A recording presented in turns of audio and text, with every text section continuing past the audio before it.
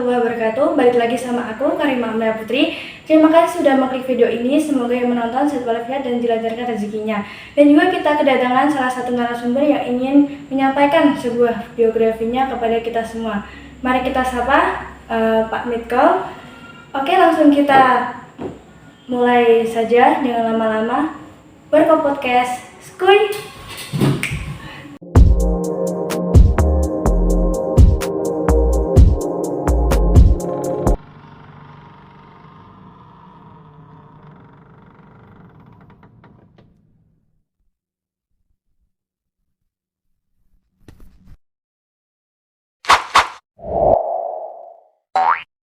Nah, kita mulai saja. Perkenalkan, nama Bapak siapa?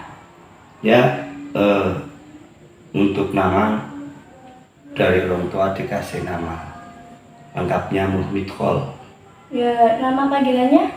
Bisa dipanggil Pak Mitkol kalau teman-teman panggil. Ini di mana Bapak tinggal?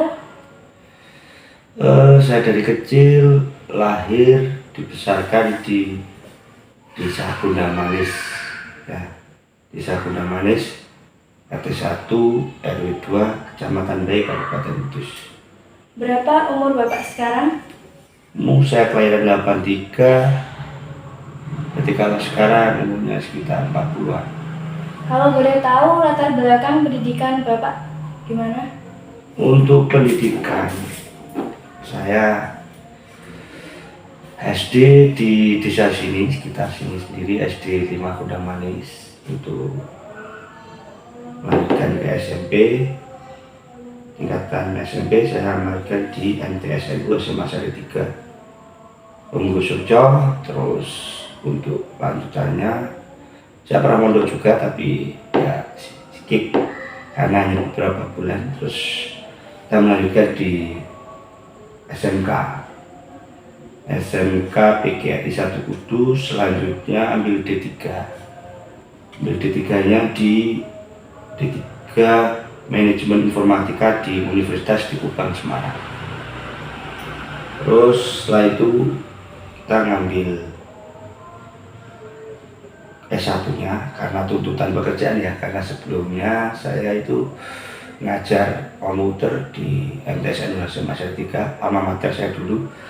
Berikutnya saya ngambil S1 nya Sistem Informasi di Universitas Mulia Kudus, ya, hubungannya jurusan ini dengan komputer. Kalau boleh tahu, apa pekerjaan utama Bapak? Kalau di KTP saya pekerjaannya ya guru, tapi berawal dari guru itu kita karena kebutuhan, ya, saya cari alternatif pekerjaan yang bisa menambah pemasukan. Awalnya dulu servis komputer, setelah itu berkembang ke sini saya buat ini, ambil interior, ya.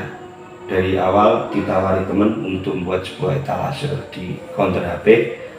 Selanjutnya ya berkembang sampai sekarang udah 9 tahun kita ambil bidang di interior, ya, untuk gedung, rumah, hotel, kantor, perkantoran dan sebagainya. Dan apa jabatan pada saat Bapak bekerja sebagai guru? Posisi guru alhamdulillah, ya, dari awal saya berkarir itu sebelumnya saya di perusahaan, setelah itu di beberapa perusahaan ada untuk pengalaman kerja. Nah, itu ada informasi bahwa ada salah satu madrasah, ya, membutuhkan seorang guru komputer. Akhirnya saya melamar ke situ, diterima menjadi guru. Kalau gurunya sampai sekarang sudah berapa? 16 atau 17 tahun, ya, jadi guru. Situ awalnya ngajar sama bantu administrasi, karena kebetulan kalau jurusan komputer itu di setiap perusahaan diperlukan, ya. Setelah itu ya otomatis kalau jurusan komputer hubungan dengan sistem informasi, dengan laboratorium komputer, terus sampai yang sekarang ini alhamdulillah pekerjaan yang di rumah jalan dan juga pekerjaan di sekolahan sebagai guru. Saya dikasih kepercayaan sebagai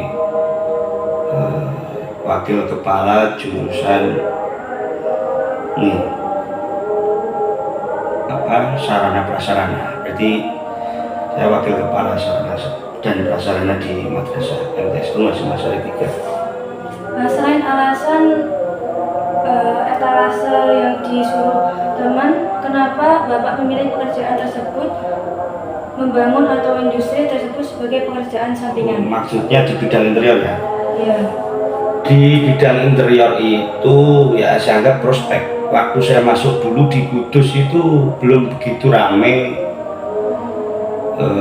usaha yang ada kaitannya dengan interior, tapi dengan maraknya medsos, di situ saya anggap interior itu sebagai peluang, karena di medsos-medsos itu banyak berseliweran iklan ataupun produk-produk interior, dan saya memahami pasar itu bahwa saya sendiri susah untuk mencari awal buat etalase itu di mana, itu saya susah nyari workshopnya di mana.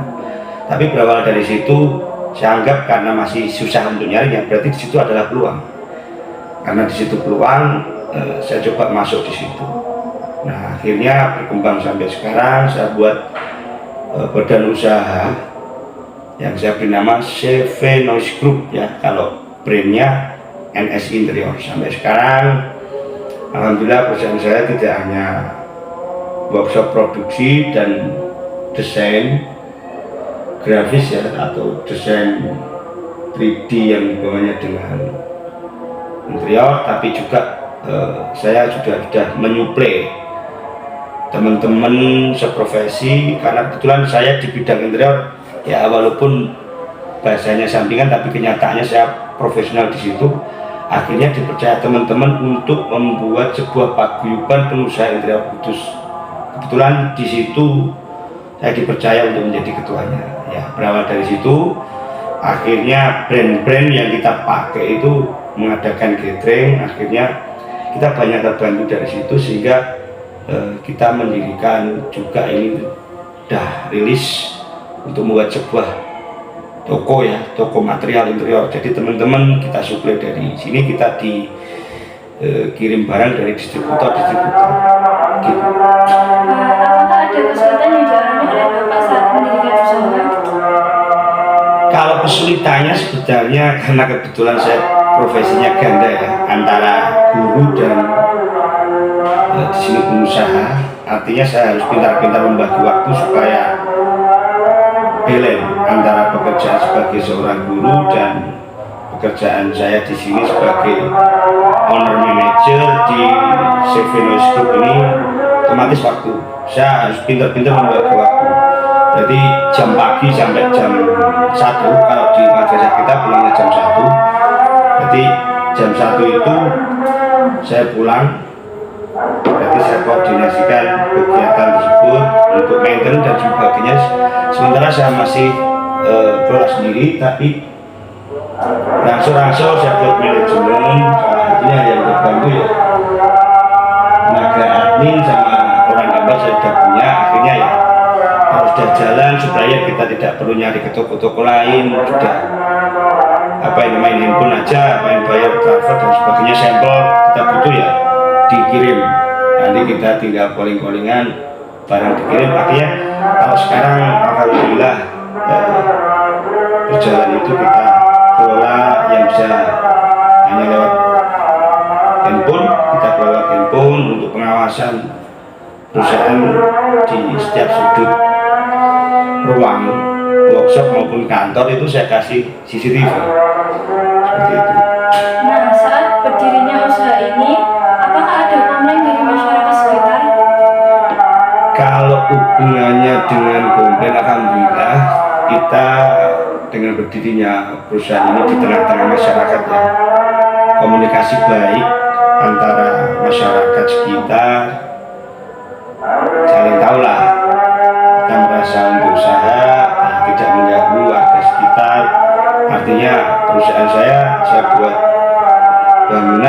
sekiranya ada bisa untuk apa ini, tidak mengganggu yang lain, saya buat bangunan memang sengaja yang memadai untuk kegiatan produksi di workshop kita. Dan juga kebetulan malah Pak RT-nya itu ikut kerja di perusahaan ini.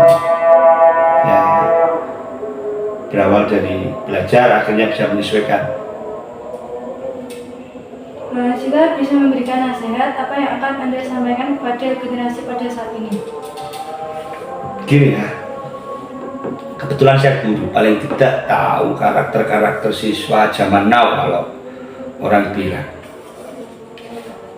Siswa cenderung itu dengan maraknya teknologi informasi dan komunikasi itu siswa cenderung ini alat TIK tadi atau ITC tadi itu tidak dimanfaatkan maksimal untuk kegiatan belajarnya, karena sebenarnya tugas siswa itu kan belajar. Kalau zaman dulu orang pengen pinter itu kan referensi sumbernya kan dari guru atau buku. Tapi sekarang zaman global, siswa itu dapat banyak informasi beredar atau ilmu banyak bisa didapatkan dengan mudahnya.